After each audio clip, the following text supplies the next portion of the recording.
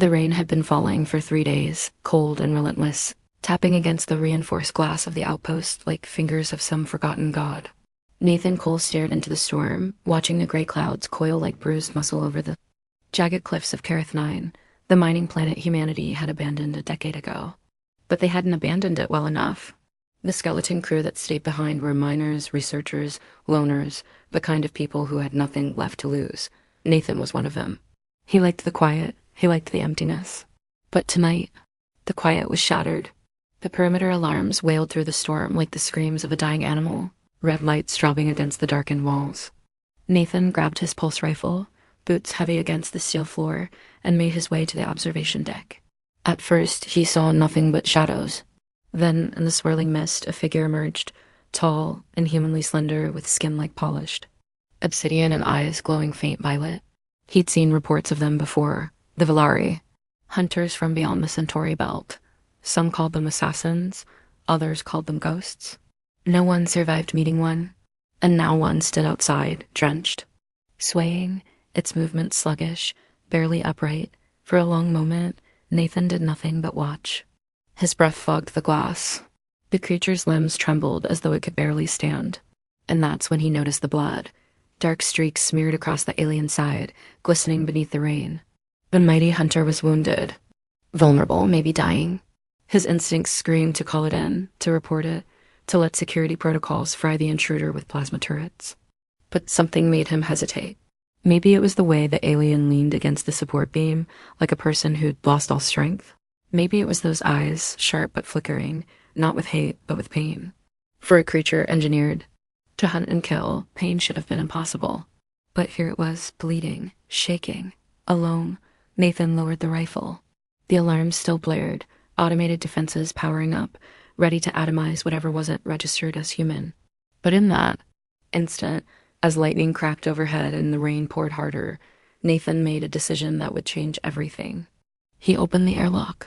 The hiss of pressure release was drowned beneath the wind, but as the outer door slid wide, the alien collapsed forward, landing at his feet, gasping in some guttural melodic language he couldn't understand. Blood smeared the floor. Her hands, yes, her, slender and clawed, gripped the metal grating weakly.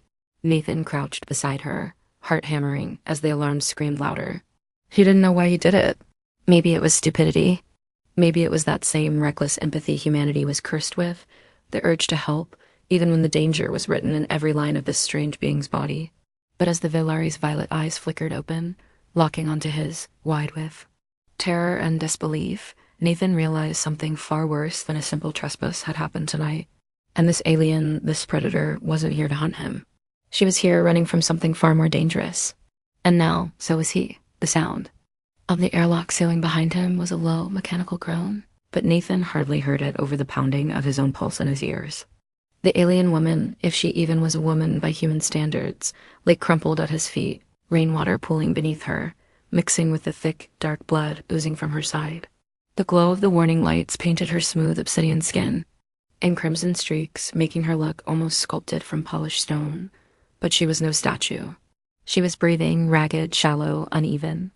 And she was trembling, not with the poised menace of a predator waiting to strike, but with the raw, uncontrolled shudders of something terrified and hurt. Nathan's hands hovered uncertainly above her, fingers curling and uncurling, the training drilled into him, screaming for distance, protocol, restraint. But there was no protocol for this. They never taught you what to do when your would-be hunter collapsed at your door, bleeding out like an animal, eyes wild with fear. He set the pulse rifle aside, the barrel clattering faintly against the floor. She flinched at the sound, her violet eyes darting to the weapon, her body tensing with what little energy she had left. Nathan raised his hands slowly, palms open, voice low and calm, even though his heart thrashed against his ribs like a trapped thing. "Easy," he said softly, not knowing if she could understand a word. "I'm not here to finish the job." He didn't expect a response, but the faintest twitch of her expression, pain and disbelief tangled together, told him she heard something in his tone that transcended language. Cautiously, he reached for the medkit strapped to his hip. Movements exaggerated and slow. She watched him like a cornered animal, the faint luminescence of her eyes flickering weaker with every breath. The blood pooling beneath her wasn't human, but the coppery tang of it still stung his nostrils. Her wounds weren't clean. "Blaster," Burns charred her side, deep scorches through flesh and muscle, the kind of precision strike that spoke of military-grade weapons, not the makeshift defenses most colonies had. Who the hell shot her? And why run here? To an abandoned mining station in the ass end of space? Nathan didn't ask yet. The questions could wait. Survival couldn't. He unlatched the medkit, fingers moving on instinct, sterilizing gauze. Spray sealant, pain suppressants, all designed for human biology, but better than nothing. She hissed when he touched the wound, her body jerking weakly, but she didn't lash out. That told him more than words ever could. If she'd wanted him dead, she would have tried, even half-conscious and bleeding working quickly. Nathan patched. The worst of the burns, sealing tissue, slowing the bleeding. The alien's breathing steadied fractionally, her eyes never leaving him, studying him with a mix of suspicion and desperate hope. Her skin up close wasn't smooth like stone as he first thought. It had a faint iridescent texture, tiny. Fractal patterns that shimmered under the flickering lights. Beautiful in an otherworldly, dangerous way. But right now, she wasn't dangerous. She was hunted. And hurt. The alarms finally died down, the automated systems recalibrating, confused by his override of the security lockdown. His crackle base command, or what was left of it, probably demanding answers. Nathan ignored it. You're lucky. I'm the only one here, he muttered, finishing the bandages, wiping blood from his hands onto his fatigues. Most folks wouldn't patch up a Veylari. Hell, most would have let the turrets do their job. She tilted her head faintly at the word Veylari, as if recognizing it. Her voice, when it finally came, was faint, melodic, fractured by pain, but still carrying a sharp alien resonance. Not hunter now. The words were broken, heavily accented, but the meaning cut through Nathan like a blade. Not a hunter now. Something clenched tight in his chest. A knot of realization and something dangerously close to pity. He didn't know her story yet, but whatever had brought her here, bleeding and desperate, had stripped away the predator mask, leaving only the raw, terrifying vulnerability beneath. And against every ounce of logic and survival instinct, Nathan Cole knew one thing for certain. He couldn't turn her away. The hum of the outpost's environmental systems filled the quiet as Nathan carried her down the narrow metal corridors, her body featherlight in his arms despite her height. She was nearly as tall as him, but thin, wiry, all coiled muscle, and sharp edges hidden beneath the sleek lines of her alien physiology. The glow of her eyes dimmed with every shaky breath, her head slumping weakly against his shoulder as he pushed through the medbay doors. The room smelled of antiseptic and dust. No one had really used it since the corporation abandoned Kareth 9, leaving the skeleton crew behind with outdated equipment and rationed supplies. But it was better than bleeding out on the floor. He laid her gently on the examination table, his hands steady despite the chaos spinning through his mind. Who was she running from? What could make a Veylari, apex hunters, feared across the fringe colonies, flee like prey? And why come here to him? He worked quickly, setting up 4 lines, patching the rest of her wounds, doing what he could with human medtech that wasn't designed for her biology. Her breathing eased, just slightly, but the strain-edged lines along her otherwise flawless, dark skin. Her eyes fluttered open now and then, sharp with confusion, studying him the way one studies an unfamiliar, unpredictable animal. It wasn't the look of an assassin stalking prey. It was wariness. Caution, and beneath that, something rawer, grief, maybe, fear. Nathan didn't push her with questions. Not yet. Trust wasn't given freely, especially not between enemies, and he wasn't naive enough to think one good deed erased centuries of blood between their species. But there was something about her, a fracture in the way she held herself, a tremor beneath the hardened exterior. He recognized it. He'd seen it in the mirror too many times after Earth's last Great War, after the colony skirmishes left his squad scattered like ash in the void. That quiet, bone-deep exhaustion, the kind that made your chest feel hollow, your hands shake when no one was looking. He sat beside her, the silence stretching, filling with the quiet hum of machinery and the distant groan of wind against the station walls. You got a name? He asked softly, unsure if she'd understand. Her head tilted weakly, eyes narrowing, with that sharp predatory curiosity, but her lips parted after a long pause. Sira. The word came like a whisper, fragile, uncertain, as though she hadn't spoken it aloud in years. Nathan nodded, the corners of his mouth twitching faintly, not quite a smile, but the closest thing he'd managed in months. Sira, he repeated, letting the name settle between them, grounding this strange, impossible moment. Nathan. For a long stretch, they just existed in that quiet, breathing the recycled air, the storm outside clawing at the outpost like. An angry god.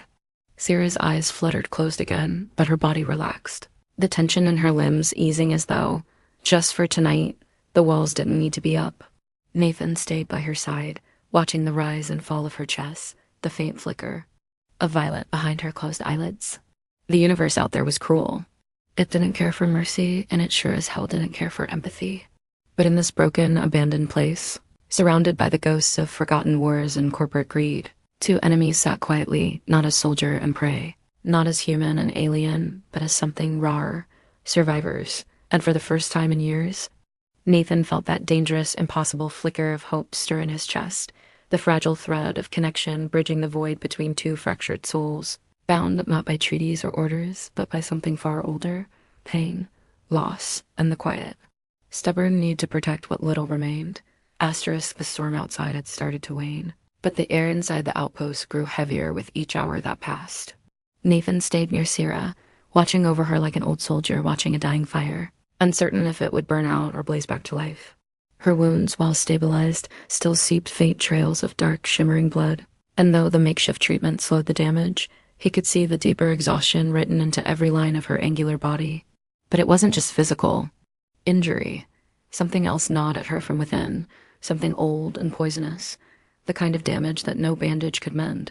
She stirred as the hours dragged on, her eyes blinking open with sluggish caution, the faint glow of violet returning, brighter than before.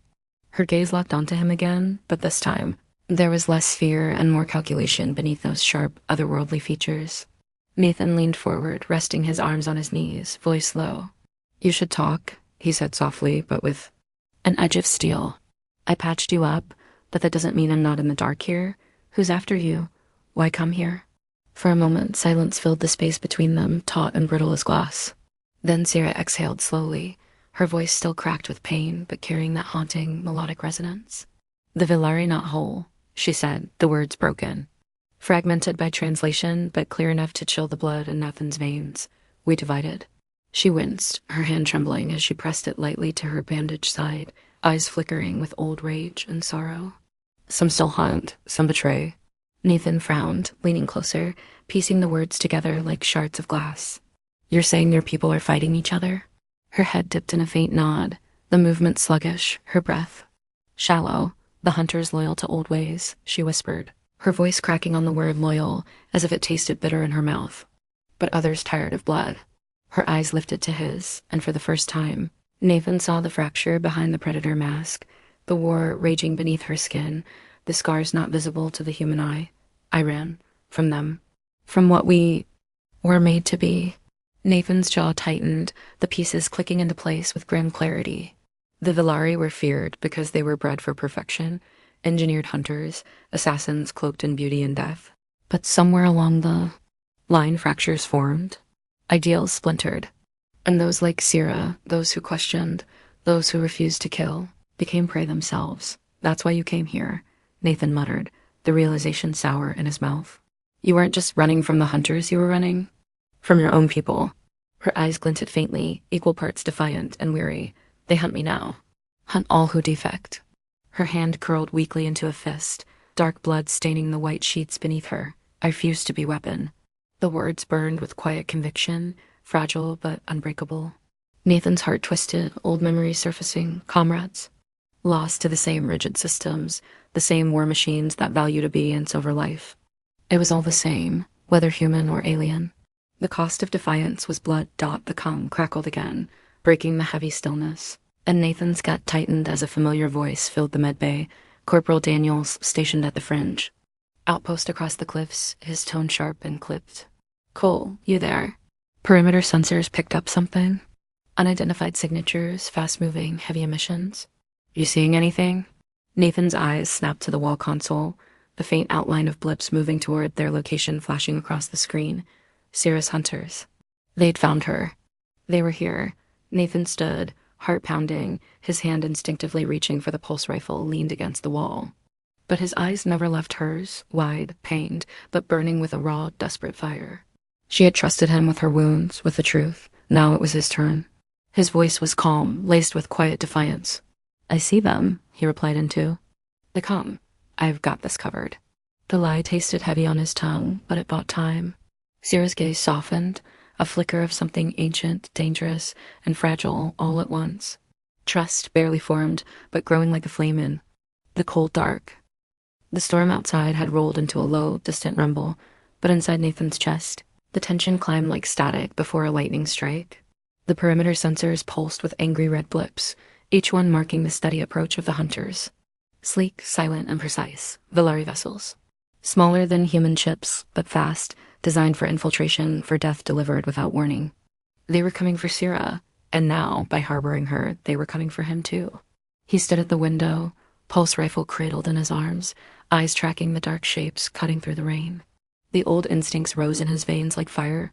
Military protocol, tactical awareness, threat assessment, but beneath it was something rawer, more dangerous. The undeniable human urge to protect Dot behind him. Sira struggled to sit up on the medbay table, her lean frame shaking with the effort. Nathan turned, his voice low but firm. "You shouldn't move." She ignored him, violet eyes glowing faintly beneath the flickering lights, her expression a storm of defiance and pain. "They will not stop," she rasped, every word tasting of exhaustion and bitter resolve. "Not for me. Not for you." Nathan crossed the room in 3 quick strides, pressing a hand to her shoulder, feeling the tremor beneath her skin. "Maybe," he admitted, his jaw clenched tight, "but I've got no intention of handing you over." Her eyes narrowed, confusion shadowing the fear there. Why? The question cut deeper than it should have, and Nathan didn't have any answer. Maybe it was the way she bled at his doorstep, predator turned fugitive, stripped of her people's cold perfection and left as fragile as anyone else. Maybe it was her eyes, raw with defiance, with pain that mirrored the same fractures inside him. Or maybe it was just that old, reckless humanity, the refusal to look away when someone, anyone, needed help. Even an enemy, you said you didn't want to be a weapon, Nathan replied softly, his grip steady, voice carrying the quiet steel of conviction. "I've spent enough years watching good people die trying to say the same damn thing." His gaze locked onto hers, and something shifted in the space between them, a crack in the walls they both built, small but undeniable, outside. The sensors pinged again, closer now. The hunters would be inside the perimeter within minutes. Nathan's mind raced. The outpost was old, half its systems rusted, the defense grid barely functional, designed to keep away pirates and scavengers, not elite alien assassins. Fighting them head-on wasn't just foolish, it was suicide. But surrender wasn't an option, not for Sira, not for him. His fingers danced across the console, eyes scanning the schematics. Emergency lockdown protocols, pressure valves in the mining shafts, atmospheric destabilizers in the lower caverns. Dangerous, risky, but leverage. His eyes flicked to her, the faintest curve of determination curling his lips. "I can buy us time," he muttered, the plan forming rough and fast. "But you need to trust me." Sira's head tilted faintly, violet eyes narrowing, scanning his face like a battlefield, weighing risks, consequences, chances. And after a long taut breath, she nodded. The unspoken agreement settled heavy between them. Nathan moved fast, initiating lockdowns, rerouting power, sealing blast doors. The outpost groaned under the strain, old metal grinding against itself. As ancient systems sputtered to life, the first ripple of enemy activity appeared on the monitor, sleek shadows darting through the storm, slipping between sensor gaps, methodical, ruthless. They would breach soon. Nathan shoved a sidearm into Sira's hand, modified, unfamiliar, but better than nothing, and his eyes met hers one last time before the storm hit. "Stay close," he ordered, voice sharp with command but threatened. With something gentler beneath, "I've got your back." The faintest flicker of disbelief crossed her face, then faded, replaced by fragile, dangerous trust. The hunters were coming. The odds were stacked, the fight unwinnable by logic, but humanity was never just logic. Sometimes it was stubbornness, sometimes sacrifice, and sometimes the reckless, powerful refusal to abandon someone when the whole universe said to walk away. The walls of the outpost shook as the first shockwave hit, a dull, rolling concussion that rattled loose bolts from the ceiling and made the consoles flicker with static. Nathan's hands flew across the controls, fingers steady despite the tremor running through the floor. The hunters were inside the perimeter now. Their sleek forms barely registered on the sensors, cloaked, fast, lethal. The outpost outdated. Defense grid was more nuisance than shield, and it wouldn't buy them much time. But time, even seconds, could mean everything. Sira stood beside him, swaying slightly but upright, the small sidearm trembling faintly in her grasp. Her breathing was shallow, her wounds not yet healed, but her eyes sharp, bright with violet. Fire tracked every movement, every shadow beyond the reinforced glass. Nathan could see it in her stance, the rigid set of her shoulders. Fear, yes, but layered beneath a battle-hardened instinct, the defiance of someone who had refused to die cleanly. It mirrored his own. The console blared with proximity warnings. Multiple signatures breaching the lower levels, the old mining shafts, the forgotten tunnels beneath the outpost floor. Nathan cursed under his breath. They're not coming. Through the front, he muttered. They'll use the underground routes, flank us before we even hear them. Sira's jaw clenched, her voice a rasp of frustration and shame. I should have died outside, not bring this here. Nathan shot her a look, sharp and cutting through the self-blame. You didn't bring this, he snapped. They did. The bastards hunting you. The ones who can't stand someone saying no to blood. His hand hovered near the emergency vent controls, his mind racing through options, none of them good. We can still flip this, he added, quieter now. His voice laced with that reckless human hope. But I need you with me. The faintest flicker of warmth crossed her face, fleeting, but there, before the next blast, rocked the outpost. Panels shattered in the corridor beyond, sparks hissing like angry serpents as shadows poured from the breached tunnels.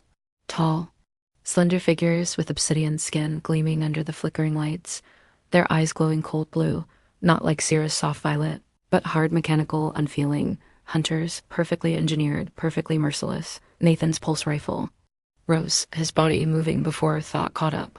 The first shot cracked the air, searing through the closest hunter's chest, sending it sprawling in a spray of dark blood.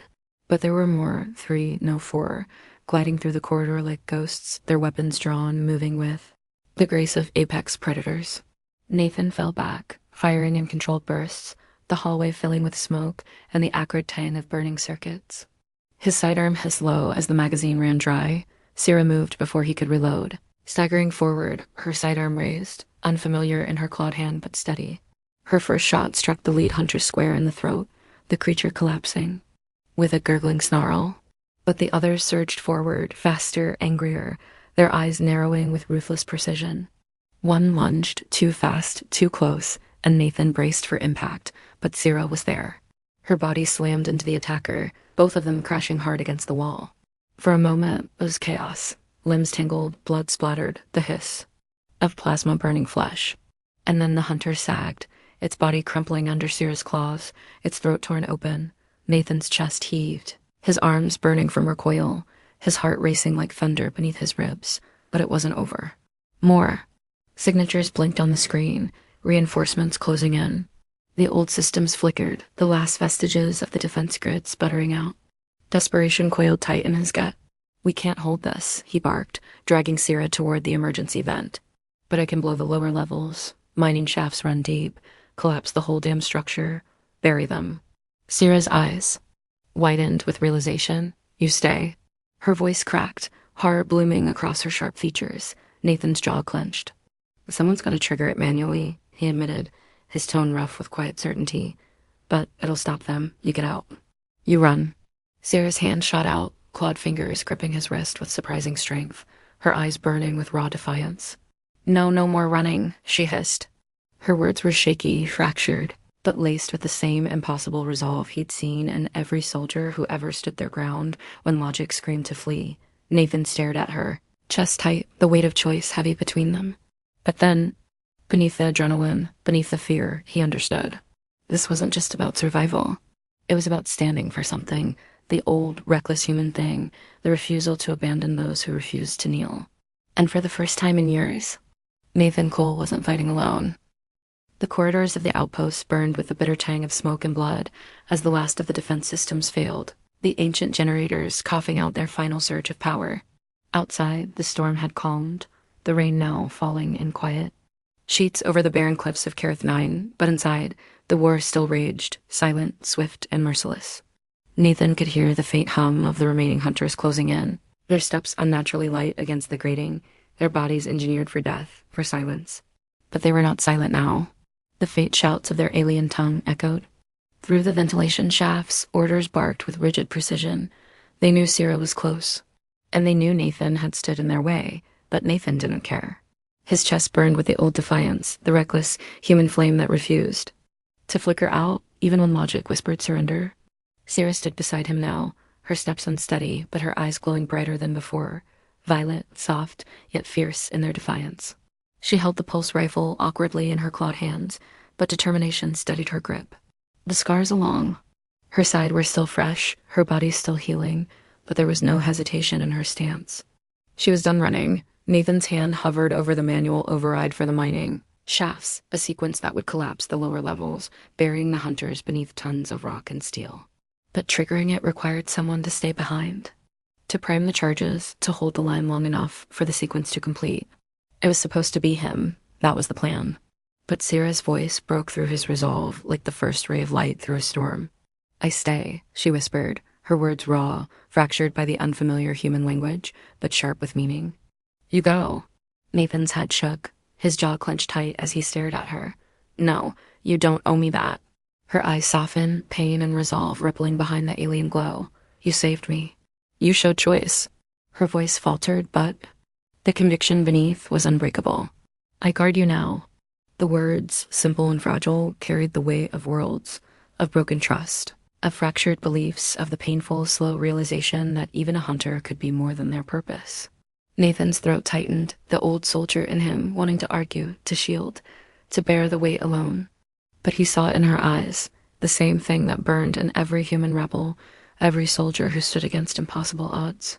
Choice, sacrifice, the raw, imperfect strength that came not from biology or engineering, but from the heart's refusal to surrender. The hunters closed in, shadows bleeding through the corridors, their sleek forms barely more than whispers of death.